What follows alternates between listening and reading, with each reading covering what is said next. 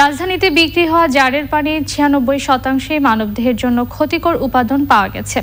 Poultry, মুরগির মাংস আগের মতোই আছে অ্যান্টিবায়োটিক এবং ক্ষতিকর ধাতবের উপস্থিতি।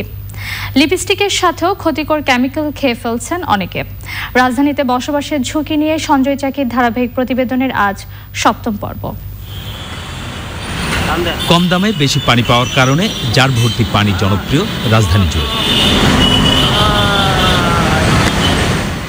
ছোট দোকান থেকে শুরু করে হোটেল রেস্তোরাঁতে ব্যবহার বেড়েছে জার ভর্তি পানি।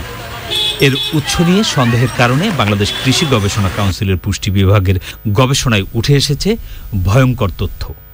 রাজধানীর বিভিন্ন এলাকার জারের পানির ২৫০ নমুনা সংগ্রহ করে পরীক্ষা করে মাত্র ৪% পানি নিরাপদ পেয়েছে তারা। পানি ও বোতলের মান দুটোতেই আছে সমস্যা। পরীক্ষা করার পর দেখা গেছে যে সিএনডি বিভাগের জার ওয়াটারই অর্থাৎ পানি সেটা দূষণযুক্ত। ১৭ থেকে ১৬০০ প্রতি ১০০ ml কলিফর্ম পাওয়া গেছে। প্রভাবটা কত ভয়ঙ্কর, বমি, অ্যালার্জিক রিয়েকশন সেটা হতে পারে। তবে বিশেষ করে আপনার হেপাটাইটিস, ডায়রিয়া দেখা গেছে পরবর্তী সময় তার দীর্ঘমেয়াদী কিডনিতেও সমস্যা দেখা দিতে পারে। পুষ্টিবিদরা জানিয়েছেন ৩৫টি ব্র্যান্ডের বোতলজাত পানিতে সমস্যা মেলেনি। তবে এসব বোতল দুবারের বেশি ব্যবহার না করার পরামর্শ তাদের। সঙ্গে জানিয়ে দিয়েছেন স্কুলের শিক্ষার্থীরা যেসব কম দামি ফ্যান্সি পানির বোতল ব্যবহার করে তার বেশিরভাগই নিরাপদ নয়। অনেক সময় দেখা যাচ্ছে অননুমোদিত প্লাস্টিক বোতলের মাধ্যমে পানি সরবরাহ করা হচ্ছে, যেটা নিজেই সেফ না।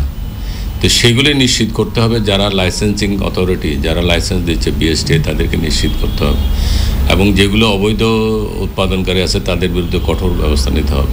জারের পানির মতোই বিপদ সংকেত মিলেছে চিকেনে। কয়েক বছর আগে গবেষণায় দেখা যায় পোল্ট্রি খামারে বেড়ে ওঠা মুরগির খাবারে ক্ষতিকারক ধাতব। এসব মুরগির অনাকাঙ্ক্ষিত মৃত্যু রোধে যে অ্যান্টিবায়োটিক ব্যবহার হয় মুরগির বিভিন্ন অঙ্গ প্রত্যঙ্গে তা রয়ে যায়। পরিস্থিতির উন্নতি হয়েছে কিনা জানতে সাম্প্রতিক ফলো আপ গবেষণায়ও পাওয়া গেছে একই ধরনের ঝুঁকির তথ্য। আমরা সাধারণত পোলট্রির ক্ষেত্রে যতটুকু সম্ভব বড় মুরগি ক্রয় করার চেষ্টা করব এবং খাওয়ার চেষ্টা করব। আর বিশেষ করে পোলট্রির ক্ষেত্রে গিলা, কলিজা, হাড়ের মজ্জা, মাথা যদি আমরা অ্যাভয়েড করতে পারি সেটা আমাদের স্বাস্থ্যের জন্য ভালো। এসব দেখতে নিরাপদ খাদ্য কর্তৃপক্ষ চালু হলেও জনবল মাত্র ১৬ জন। এখন পর্যন্ত ৬,৪০০ ব্যক্তিকে কারাদণ্ড দিলেও ২ কোটি রাজধানীবাসী সহ দেশবাসীর নিরাপদ খাদ্য নিশ্চিত করা সমন্বয়ের দায়িত্ব সহজ নয়। সিদ্ধান্ত নিয়েছি সেটা হচ্ছে যে লাইভ স্টকে যেন প্রতিটা খামারে যেগুলো আমদানি করা হয় পোলট্রি ফিড, যাদের আমদানি পর্যায়ে পরীক্ষা নিরীক্ষা করে দেখা এবং খামারি পর্যায়ে যেন তারা অযথা অ্যান্টিবায়োটিক প্রয়োগ না করে সেজন্য বায়োসেফটি মেজার যেগুলো আছে সেগুলো যেন গ্রহণ করে সে বিষয়ে পোলট্রি খামারিদের উদ্বুদ্ধ করার জন্য তারা কাজ করে যাচ্ছে। ঝুঁকি এড়াতে বিশেষজ্ঞরা রাইস বার্ন তেল বিরতি দিয়ে এবং কম দামের লিপস্টিক ব্যবহার না করার পরামর্শ দিয়েছেন। ডিম পুরোপুরি সিদ্ধ করে খাওয়ার পরামর্শও তাদের।